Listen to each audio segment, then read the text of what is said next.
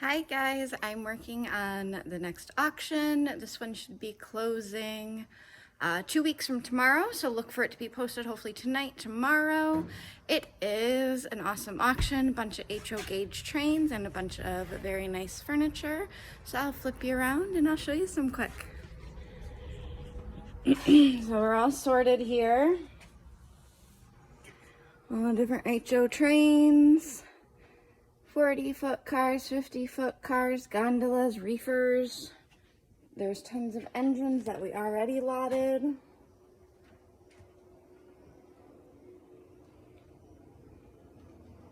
Refrigerator cars, flat cars.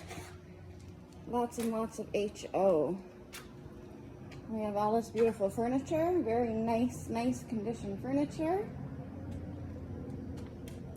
A little apartment or RV washer, some chairs, some chests, solid wood end tables, a drop leaf table, some really nice bedroom furniture.